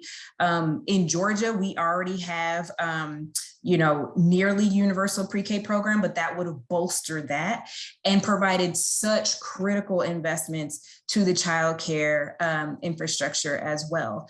What it would have required from the state is also increased investment, but we're not, it's kind of been quiet on that front. So we are kind of waiting to see if any action is going to be taken. Thank you. Any other questions for any of our legislative presenters today? And have I missed any in the chat? There is one. What is the poverty rate in Georgia in contrast to the base pay that you've mentioned? So, you know what, the poverty rate that I have in my head is actually for kids. It's not for the whole, the Georgia as a whole, it's about 19% for kids, and that's in 2019. The data for 2020 are a little funky because of some of the issues with the census collection, but still, all the indicators that we have seen, qualitative and quantitative, point to increased need in 2020. So the average wage for a child care worker in the state is around $21,000 a year. And again, that's the average wage. Like I said, but there have been news stories coming out just recently about child care workers going hungry. So we know that they are not, and they're parents too, often. So they are trying to make ends meet just like other Georgian families. Thank you, Ife, so much for your presentation, and to all of our presenters today. We're now going to open it up for our meet and greet for legislators that may not be on the floor right now that want to bring us greetings. And I believe that we have Senator Tanya Anderson from District 43.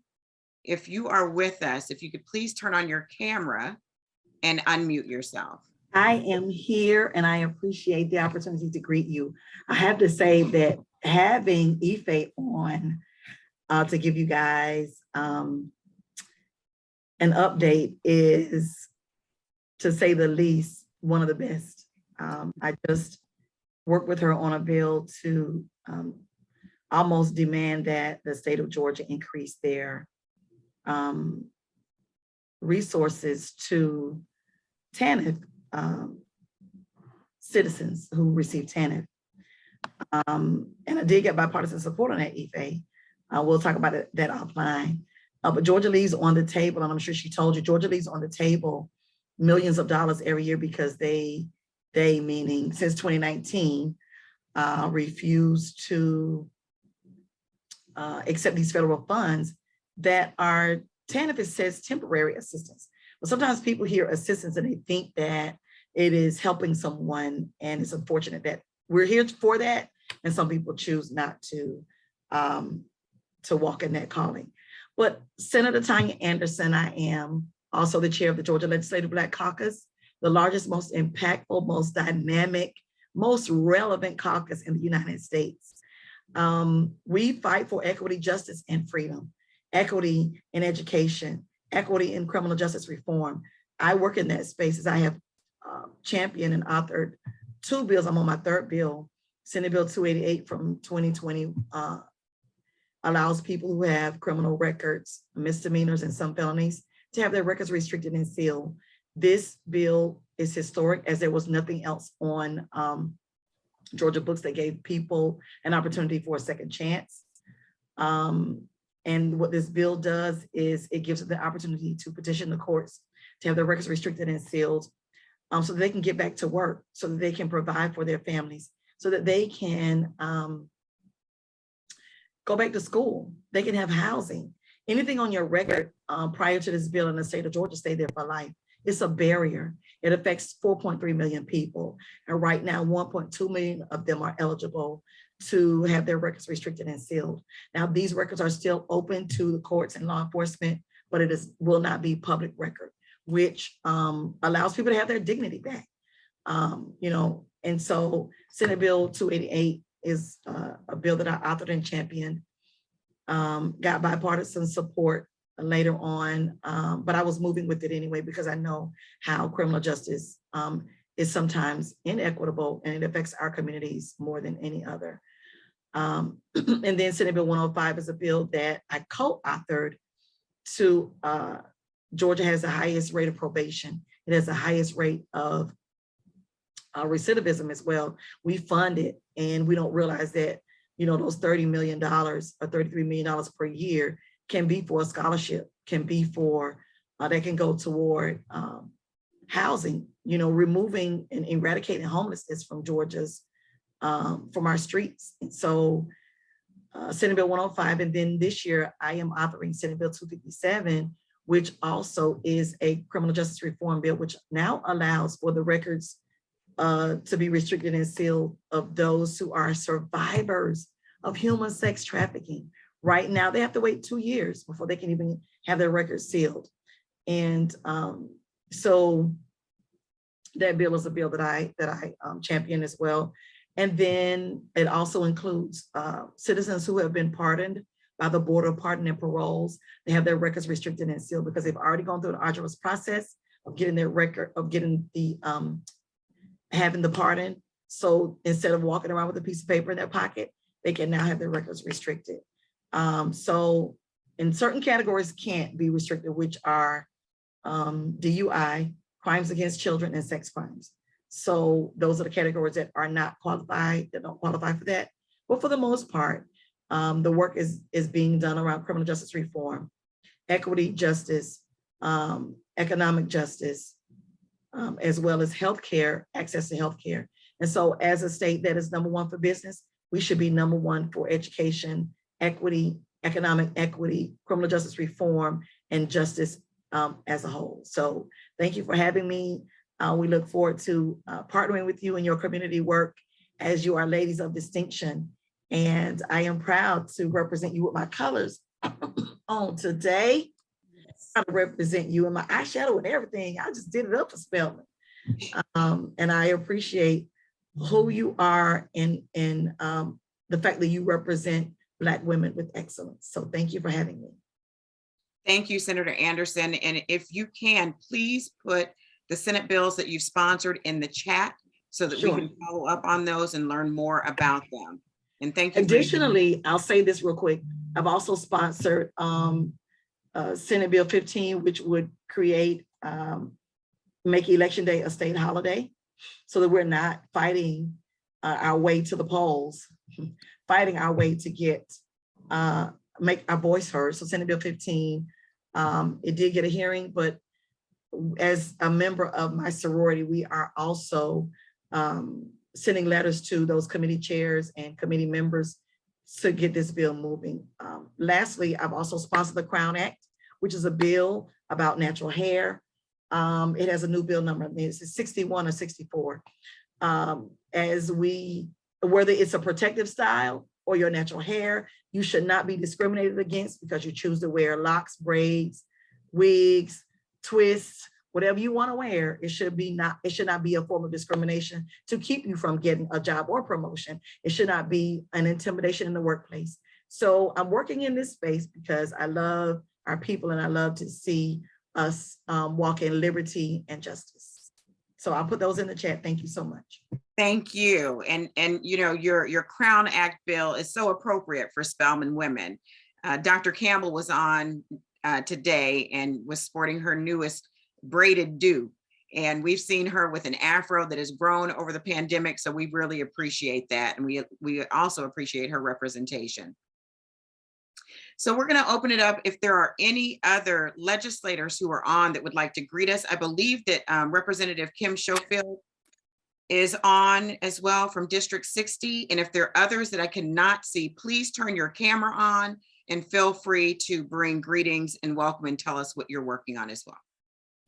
Well, good afternoon, Spelman women, and to my colleagues. I'm State Representative Kim Schofield, representing District 60, which includes East Point, College Park, Forest Park, Southeast Atlanta, Hateville, and soon Union City. It's the best district in the state, but that, you know, I'm biased. I also used to work for Spelman in institutional advancement back in, I think it was around 2007 or 8. So very familiar with the illustrious Spelmanite women getting things done. So a couple of things that I'm working on. I serve on the Health and Human Services Committee, and so everything is healthcare to me. So whether it's economic health, physical health, whether it's environmental justice, those are the spaces where I work on. I'm gonna echo my favorite senator, Senator Tanya Anderson, and that she dropped the Crown Act in the Senate, and I have co-sponsored, I've sponsored the Crown Act in the House. So we're still actively working that and realize, you know, I've got natural hair. I've always worked with my natural hair, and we're not going to be stopped just because our hair is not our story, but I guess what, you're going to respect it. A couple of other bills. It is our glory, though. It is our glory. Amen. Amen. It's who we be. And the other bill, couple of bills that I'm going to highlight is HB 1092, which is the Women's Care Act. And what that bill does, it allows pregnant women who will be incarcerated to make sure that they are able to deliver their baby, get prenatal care before they go into the penal institution. And so what it does is you have to be enrolled. And so there's protocols that they have to follow, but this really does help female pregnant incarcerated women. And so that's one bill that I've sponsored. The other bill I'm actively working on is HR, it's a House Resolution 72, which is a credit moratorium bill. And that bill basically, because we know the devastation of COVID has really had a negative impact for some when it came to their credit, and some because of the fact that they filed for unemployment and did not get unemployment in a timely manner. Many people have lost houses, cars, and there's just been some major credit dings. And so I'm working actively to do a moratorium on anyone that was impacted by that. They'd have to show proof and that their credit would not be impacted. I've got a number of equity bills that I'm pursuing. And if you want to know the legislation that I work on, I'm going to put where you can find it in the chat. It's legisga.gov. I always tell this story. I started out in this space as an advocate for lupus. There wasn't a lot of legislators that knew enough about it. And so I kept coming down and working with great senators like Senator Anderson and Senator Davenport, and eventually got my first bill passed as a constituent. And years later, my senator, Senator Nan Orrick, would ask me to run. So one voice makes a difference. And you have the power, more power than you know with your voice. Get to know your legislator, stay engaged. Everything is political. And here's what you must know. The time right now, we don't have the luxury to sit anything out. We've got to go to the polls every time they open. We've got to vote all the way down the ballot. Because here's what I can tell you is absolute truth, that because we are not in the majority up here, when you don't vote, and I'm not talking to you, I'm talking about when your cousins, your mom and them, and all of them say that, they don't listen and our voice don't matter. Well, listen, when you don't vote, what you do is you tie our hands. You tie my hands. I want to give you everything that you need. I want to help our communities thrive and grow. And I will fight till there's no more breath left in me. But I'm doing my part. When we don't vote, you tie the legislators' hands. So people have to understand that's what it takes to get things done up here. The more we can do to raise our voices through our votes and get the right people in the seats, just because they have a D next to their name doesn't mean that they for you. Just let you know. But you can tell a tree by its fruit. And so you have some great fighters up here fighting for you. We're going to continue to stand with you. We're going to continue to get louder, stronger, bigger, bolder. They're not going to take us back. We go forward. And that's the only way to go. You know why? Because y'all are Spelman women, and I know y'all know how to get things done. I am State Representative Kim Schofield. Kim, KIM stands for Keep It Moving. Thank y'all.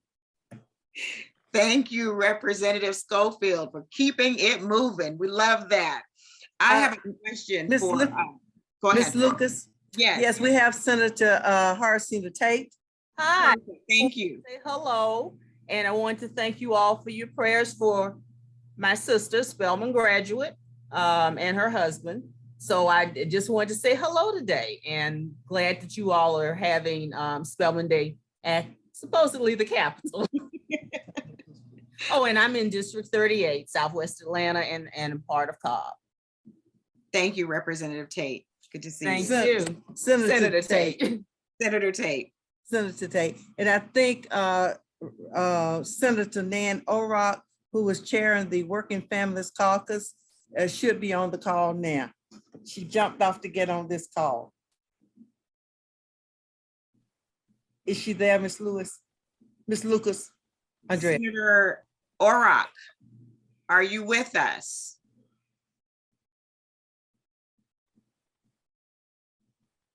I don't think she's made it on yet. Okay. But when she comes in, we'll be happy to hear from her. Senator Davenport and Senator Anderson, if you all, I know in the news, we just saw that the Senate passed a no permit law for carrying guns now in the state of Georgia. Daniel, I can hear you. Can you hear me? Yeah. Can you speak just a little bit about that and what we can do since it has passed at the Senate? Okay, Senator O'Rourke is trying to get on. Okay. Hold on, Gail. Here's my phone. Okay, I'm gonna text it. let me see if I can do this. Oh, no.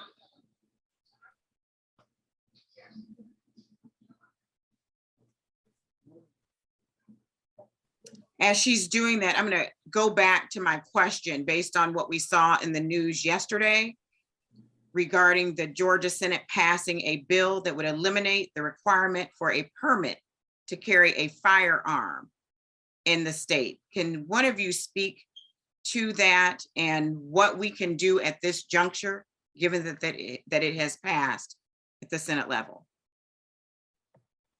Unfortunately, we are in this climate, a political climate, and but that does not mean that we don't have any power. We navigate and we move in the direction succinct to push back on legislation that seems as if it is allowing, just the guard is down and it's allowing for behavior that is irresponsible. What we can do at this point is contact it's past the Senate, but it hasn't gotten to the House yet. We can contact the Speaker, contact the members of the House, contact the members of that committee, and express that as parents, as sisters, as Black women, as whatever group we're representing or a part of, that this puts us in a very vulnerable state, a vulnerable position, however you want to word it.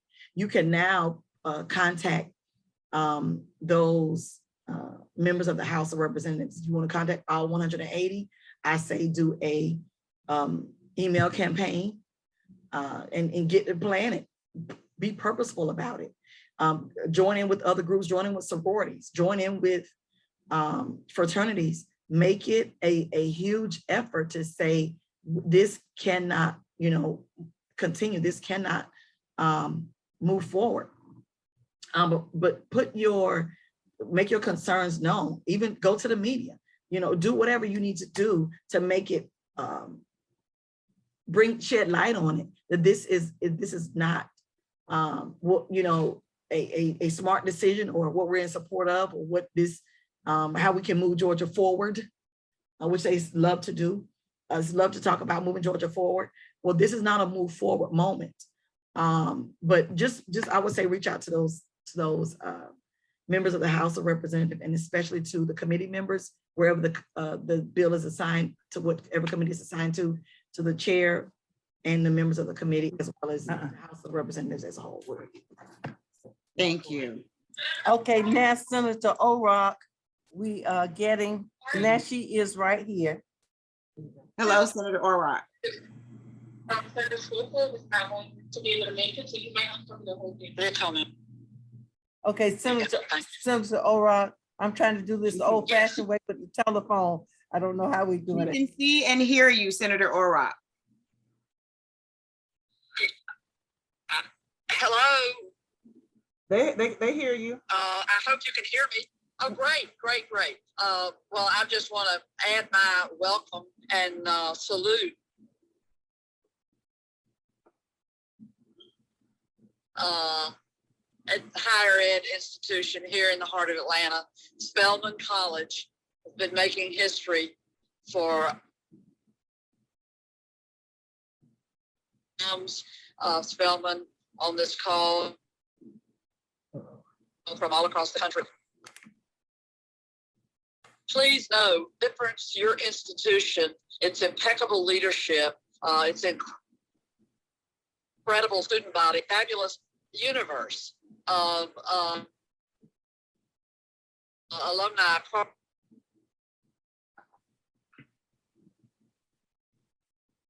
Atlanta and Georgia, all that we can be. We are so blessed in this state and city to have the largest conglomerate of Black higher ed institutions, and Spelman is a star in the crown for Atlanta, for Georgia, for our nation, and attracts students from around the world. So humbled to be with you. I want to thank you and appreciate you. And I know many in the sound of my voice support this institution every year and have done so ever since you passed through.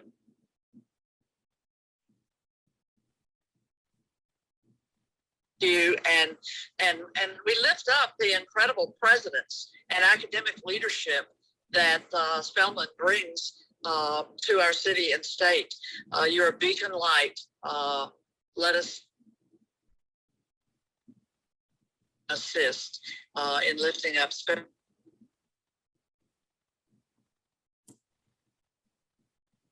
Thank you. Senator O'Rourke, I think you worked real hard on the retirement bill for years. You want to just mention that on this call, or the abortion bill? There are a number of things that we have a huge demographic across the state of retired state employees. When the Great Recession hit, those retirees saw the law change to rip out of the Georgia statute books the requirement that state employee retirees get an annual COLA.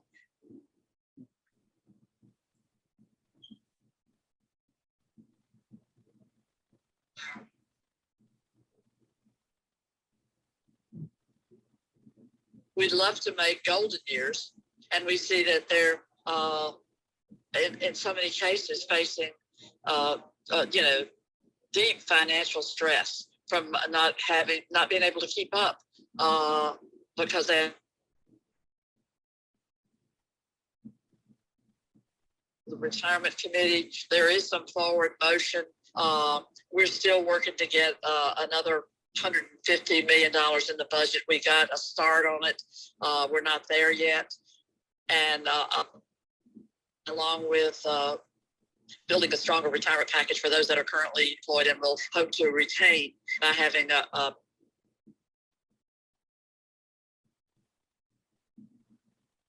a workforce. And that is, we need to be getting more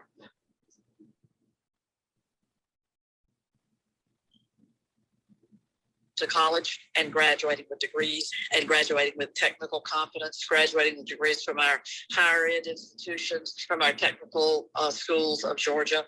And we're working to be sure that the private schools are not left out of the funding. We need the tuition equalization grants that go to the private colleges need to keep pace with the cost of education.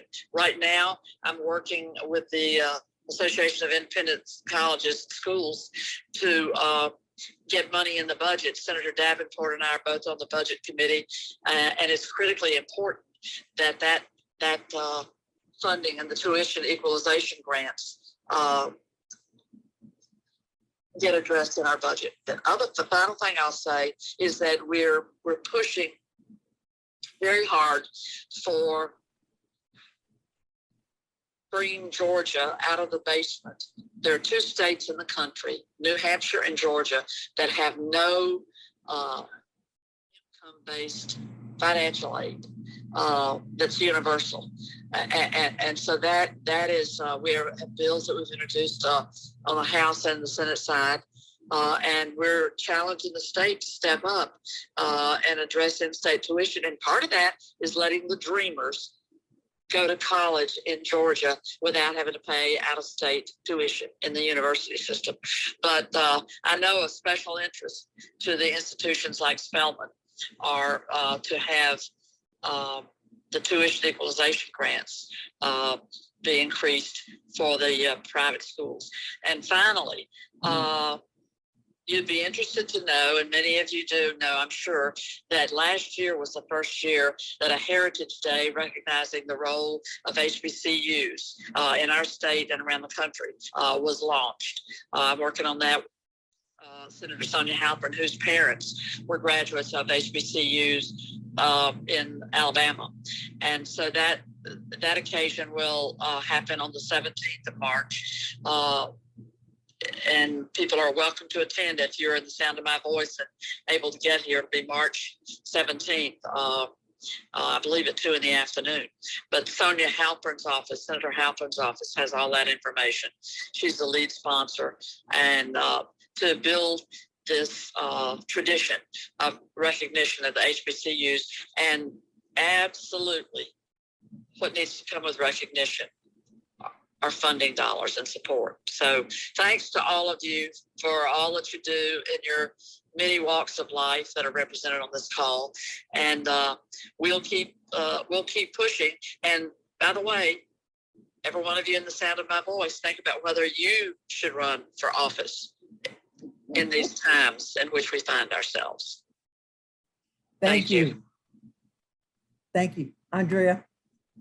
Senator Davenport, we are at the end of our program. We'll give you some final closing remarks before we sing the Spelman hymn.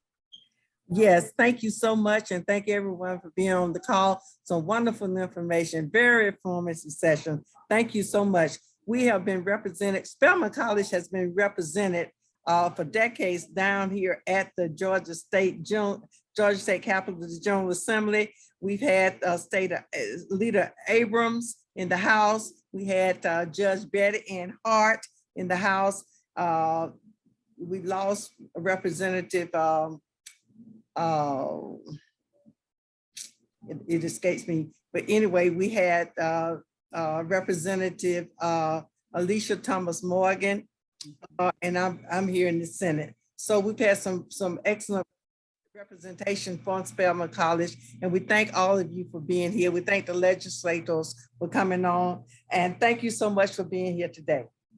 And thank you, President Lucas, and your committee. You all have worked hard, and you got us all on, and we appreciate it so much. You're very welcome. It's our pleasure. I have to give a special thank you to Kayla Thigpen and to Terry Thompson, who served as the co-chairs this year. And I also want to recognize all of our chapter presidents who participated from Albany down to Savannah. Thank you all so much for your participation this year as well. So with that, ladies, enjoy the rest of your day. We will close out with our Spelman hymn.